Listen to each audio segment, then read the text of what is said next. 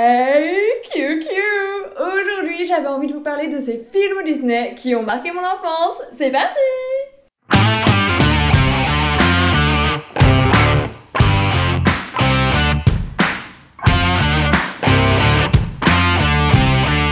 Alors en effet, je suis une grande fan de Disney depuis que je suis toute petite. J'ai toujours été plongée dans cet univers Disney, dans ces films d'animation Disney. Et aujourd'hui, j'avais envie de vous présenter un petit peu ces films qui ont tant marqué mon enfance. Parce que j'avais envie, en fait, tout simplement. Je pense que globalement, je me suis dit, bah tiens, c'est des vieux films, tout le monde les connaît, mais j'avais envie d'en parler. On commence sans plus tarder par le 6e film qui m'a le plus marqué, c'est le film de La Petite Sirène. C'est un film que j'ai usé la VHS, littéralement. Comme tous les autres films de Disney, les VHS étaient usés tellement je les ai adorés. Donc, La Petite Sirène est en 6e position. L'histoire de La Petite Sirène, si vous ne la connaissez pas, mettez-la de fort quand même. C'est une petite sirène qui a perdu sa mère et qui vit dans le royaume de son père, le roi Triton, et avec ses sœurs, sauf que Ariel a envie de découvrir d'autres choses, de découvrir la vie autrement que sous l'océan. Sous l'océan. Et elle va tomber littéralement amoureuse du prince Eric lors d'un sauvetage de ce fameux prince Eric et va tout faire pour réussir à séduire le beau prince. Et en fait, c'est une histoire qui m'a énormément marquée parce que déjà j'ai toujours été très attirée par tout ce qui était l'univers de l'eau. Père Castor, raconte-nous une histoire, Père Castor. Quand j'étais petite, j'avais beaucoup rêvé que je nageais au milieu de l'océan, que j'étais une sirène, etc. D'ailleurs, on avait un jeu à l'école primaire où justement on jouait les petites sirènes. Père Castor, raconte-nous une histoire, Père Castor. Et du coup, c'est un film qui m'a énormément marqué. Bon, évidemment, c'est un film Disney, donc ça termine très très bien. Ariel était tellement innocente, tellement pure, et tout le long, j'étais en mode allez, Ariel, tu peux y arriver. Et voilà, face à Ursula, la méchante sorcière. Voilà. Personnellement, La Petite Sirène, ça fait très longtemps que je l'ai pas revue, du coup les souvenirs sont assez lointains. Je me souviens principalement du livre de Twisted Tale que j'avais lu il y a un moment maintenant, parce que j'ai toujours pas fait de lecture d'ailleurs, faut que je m'y remette. Mais voilà, c'est vraiment un film qui a beaucoup marqué mon enfance, qui a beaucoup marqué mes rêves. En 5e position, on retrouve Dumbo que j'ai revu il y a pas si longtemps que ça. J'avais pas énormément de souvenirs de ce film. L'ouverture du film est juste incroyable et j'étais très contente de le revoir récemment sur Disney+. Parce qu'en fait, je me souvenais pas de tout. Et en fait, le début est tellement beau de voir tous ces bébés animaux qui arrivent transportés par les cigognes et tout. Et Madame Jumbo qui attend son bébé et qui n'arrive pas. Parce que la cigogne a un petit peu de mal à transporter Dumbo parce qu'il est quand même assez lourd et qui a du mal à trouver Madame Jumbo. Finalement, elle découvre son bébé qui est Dumbo mais qui a de très très grandes oreilles et on se moque énormément de lui. Mais Madame Jumbo l'aime de tout son cœur étant donné que c'est son fils. Et moi, la scène qui m'a le plus marquée / troublée dans le Dumbo quand j'étais petite et qui encore aujourd'hui m'a un petit peu, m'a rappelé des souvenirs, c'était la scène de quand Dumbo boit malgré lui de l'alcool et a des hallucinations de ces bulles qui se transforment en éléphants, qui font une fanfare, etc. Et c'était vraiment une scène qui m'avait beaucoup marquée à l'époque. Plus que le fait qu'il soit séparé de sa mère. La meuf, elle a vraiment le sens des priorités. Mais ouais, c'était une scène qui m'avait énormément marquée. Et quand je pensais à Dumbo, je pensais principalement à cette scène-là, la scène de Dumbo ivre, qui a des hallucinations avec des bulles. Mais la musique est très entraînante. J'ai beaucoup aimé cette scène, malgré le fait qu'elle soit très dérangeante. J'ai adoré cette scène. Et évidemment, c'est un film qui se termine très très bien. C'est un film qui est assez court, je me souvenais pas qu'il était aussi court que ça. Et je me souvenais plus non plus que la fin était aussi abrupte.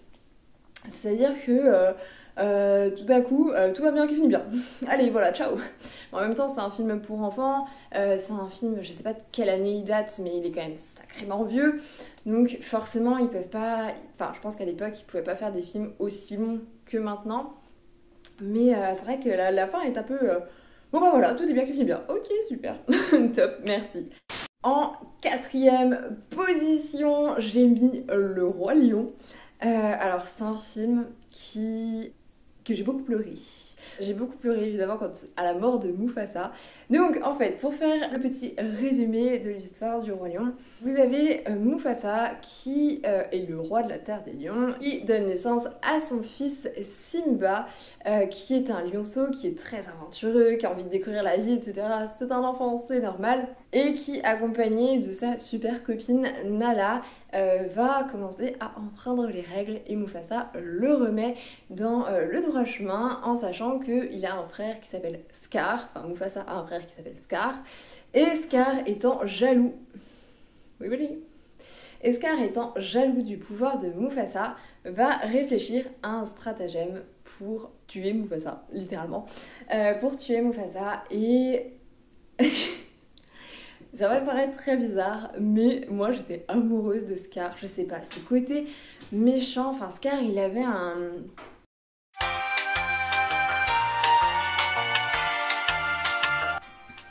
Oui, venez. Muito beau. Muito beau. Bébé d'amour. Bébé. Bref.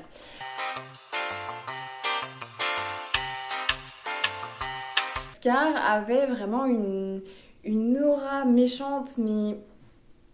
Ah, je sais pas. J'ai toujours beaucoup aimé ce personnage qui est extrêmement complexe, qui a soif de pouvoir, mais en même temps... Quand on creuse un peu, on se rend compte que c'est le pauvre lion qui a toujours été mis de côté, qui a toujours été dans l'ombre de Mufasa et qui en fait en avait marre au bout d'un moment d'être dans l'ombre de Mufasa et qui avait envie de se révéler. Et ouais, c'est un personnage qui m'a toujours énormément plu. Et ouais, le Roi Lion. Après... It was at this moment Jackson knew. He fucked up. Mon Roi Lion préféré, c'est le 2. Je sais. J'adore le Roi Lion 1, mais celui que j'ai le plus regardé et celui que j'apprécie encore aujourd'hui le plus, c'est le Roi Lion 2, avec Kovu. Je ne sais plus comment s'appelle la fille de Simba. Oh, flûte, je sais plus. Je ne sais plus du tout. Mais bref, parce que Kovu a un réel charisme. Je crois que c'est le fils de Scar. Soit c'est le fils de Scar, soit c'est le fils adoptif de Scar. Je ne sais plus exactement.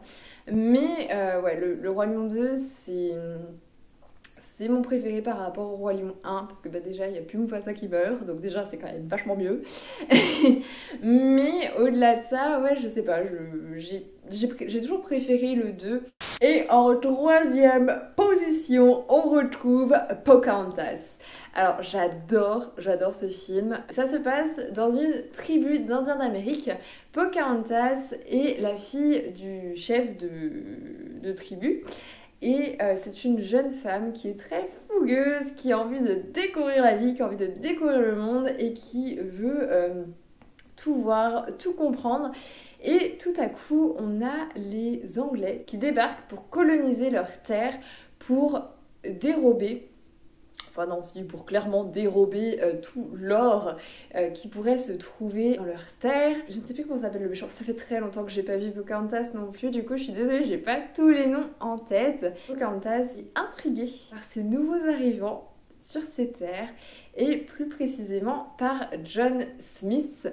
Elle va petit à petit se rapprocher de lui, comprendre ses cultures, enfin comprendre sa culture, comprendre pourquoi est-ce qu'ils sont là, surtout comprendre que en fait ces étrangers ne sont pas les bienvenus sur leur terre, que ces étrangers ne sont pas là pour faire le bien, mais que ces étrangers sont là pour de mauvaises raisons, pour les richesses que la terre peut proposer.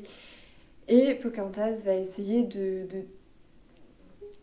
essayer de faire en sorte de faire quelque chose par rapport à tout ça parce qu'elle est partagée entre sa tribu et John Smith dont elle tombe amoureuse forcément et c'est un très très beau film, c'est un film que j'ai adoré. J'avais également vu le 2 Il est beaucoup décrié le 2. Moi je l'ai trouvé pas si pire que ça, honnêtement. Moi je l'ai plutôt apprécié. Moi ce qui m'a surtout marqué dans Pocahontas, c'est la chanson Les Sauvages. C'est une chanson très entraînante, très guerrière et c'est vraiment une chanson qui me plaît énormément. Le méchant de l'histoire, je ne sais plus son nom, je vous le marque juste ici. En fait, je crois que j'adore les méchants, j'adore les méchants Disney en fait. Ils ont tellement à nous apprendre, ils ont tellement un charisme de fou. Enfin ouais, c'est un méchant que j'aime beaucoup parce que on se rend compte de la cupidité des humains. Et bref, Pocahontas, c'est vraiment un Disney que j'ai adoré. En deuxième position, on va retrouver... alors, il n'est pas en première place, mais honnêtement, c'est dur de ne pas le mettre en première place. C'est Cendrillon. Cendrillon, mais ce film, c'est... Je l'ai usé jusqu'à la moelle. Je l'ai revu il n'y a pas si longtemps que ça, aussi grâce à Disney+, mais voilà. Cendrillon est une jeune fille qui avait un père et son père s'est remarié à la suite de la mort de sa mère. Et cette affreuse marâtre a 2 filles, et sauf que son père vient à mourir et lors de la mort de son père, elle devient la servante de son affreuse belle-mère et de ses 2 belles-sœurs. Et on suit la vie de cette jeune femme tellement douce, tellement pure. En fait, surtout moi, ce qui me fait rêver dans Cendrillon, on va pas se le cacher, c'est le côté marraine de la bonne fée, en mode regarde, tu n'es qu'une souillon et du jour au lendemain tu deviens une belle princesse avec de belles robes, avec un prince charmant qui parcourt tout le royaume pour te retrouver parce que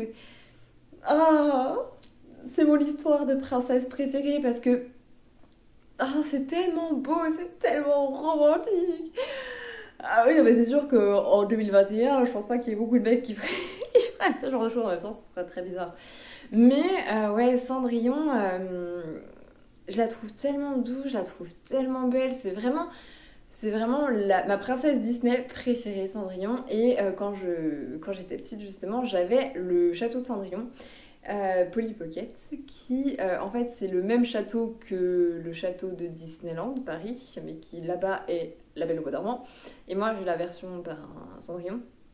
Et j'ai tellement joué avec ce petit château, qui d'ailleurs trône fièrement dans ma chambre d'adulte.